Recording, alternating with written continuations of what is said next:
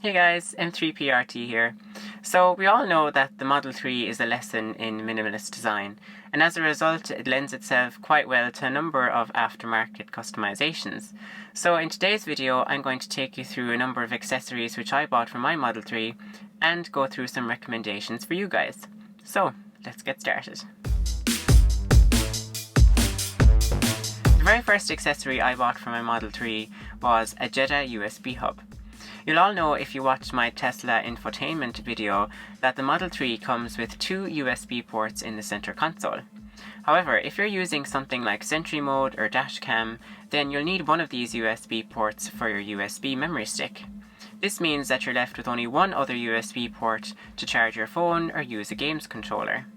In this case, the Model 3 is a little restricting with only two USB ports, and this is where the Jetta USB Hub comes in. The Jetta Hub is designed to plug into the two USB ports in the center console, offering 5 additional ports in return. These come in the form of two USB-A ports and two USB-C ports at the front of the device, and another USB-A port on the inside of the device, protected by a magnetic cover. The whole system is integrated within a very neat package that fits perfectly within the center console, to the extent that it actually looks like a standard feature from the car. In my case, I store my USB stick for Sentry Mode and Dashcam recordings in the center of the device, and then use the two external USB-A ports for my wireless charger, which we'll be talking about shortly. If you want the Jetta USB Hub, you can purchase it straight from their website for $79 plus $28 for shipping to Ireland. Next up, floor mats. If you get the Model 3 Performance or Long Range, then the car will come with floor mats, which you see here.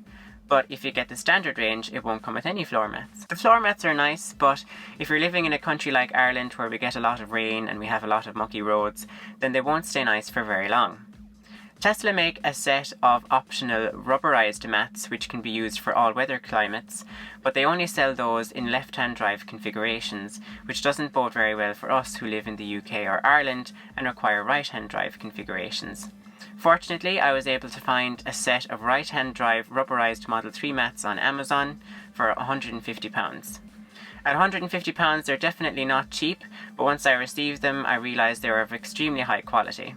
The set comes with rubber mats for the front and rear passengers, and it fits very well within the car.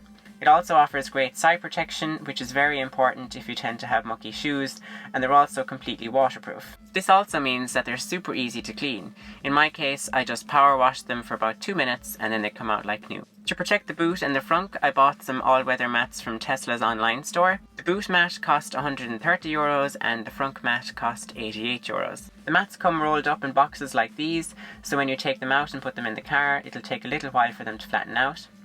In terms of quality, they don't actually feel as premium as the interior mats I bought from Amazon, but they do come with Tesla-specific branding, which is a nice touch. Next up is phone charging.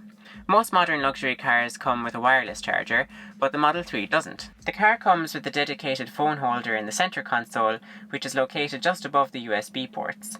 If you want to charge your phone using this default setup, you must route your phone charger from the USB port through the back of the phone holder. On the front, the rubber face comes off to reveal a set of grooves where you can route the cable through. The base of the holder slides off and you can place the end of the cable through here. Once you put everything together, you're left with a setup that is less than ideal. The charger struggles to stay straight, and as a result it's very difficult to plug in.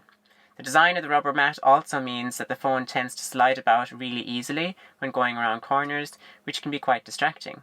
To get around all these issues, Tesla made a wireless phone charger which can be bought from their Tesla online store for €140. The system is super easy to install. You just take out the existing rubber face and slide off the bottom and place in the wireless charger. It comes with a new bottom piece which you can slide over. Then you just need to plug it in. The charger comes with two USB cables because it can charge two phones at once. However, this is where the limitation of the two USB ports comes in, and where the Jetta USB Hub is very handy, since you can plug in the two USB ports into the Jetta Hub and still have enough space left over for your USB memory stick for Sentry Mode or Dashcam. Once it's plugged in, you can just place your phone on either side of the charger and it'll start to charge. The rubber mat also has a raised divider down the center that stops the phone from sliding around, which is definitely one of my favourite features. Next up, the Key Fob. When you buy the Model 3, you'll be given a little wallet-like holder for two key cards, and these are the only physical keys that Tesla will give you. The assumption is that once you pair your smartphone with the Model 3, it will become the primary key for the car, and since it features keyless entry, you won't miss having a key fob anyway. And that would be the case if it weren't for one key problem, and that is the charge port. When you plug your car in to charge, the charge cable gets locked in place so that people can't just come along and unplug your car when you're away.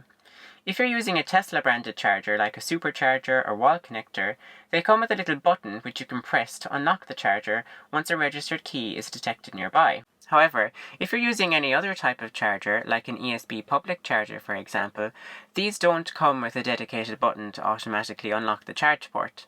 In these scenarios, you either have to open up the Tesla app, go into the charging section and unlock the charge port, or, failing that, you have to go into the car, go to the touchscreen and select the button to unlock the charge port.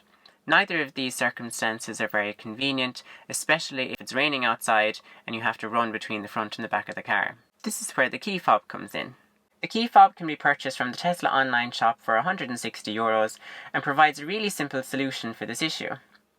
If you simply long press on the back of the key fob, it will unlock the charge port and away you go. Additionally, the key fob can control locking and unlocking the car by pressing it on the centre, or opening the boot and frunk by double-clicking on the back or front respectively. It also offers keyless entry, meaning that if your smartphone runs out of batteries, you can still get into the car without having to fumble around searching for your keycard. A final mention in today's video is the centre console. Lots of people complain about the Model 3 center console because it's a shiny piano black material, which is super easy to scratch, and it's also a dust and fingerprint magnet. If you want to avoid this, there are dozens of websites which offer custom wraps to cover and protect the surface. All of them are based in the US, so you'll probably have to wait a while for shipping, but I've seen a number of YouTubers with their center consoles wrapped and they look pretty good. So that about covers it for today's video. I'll be making another video in the coming weeks which outlines my biggest Tesla accessory, a power trunk and frunk system. But until then, be sure to like and subscribe to the channel, and I'll see you in the next one.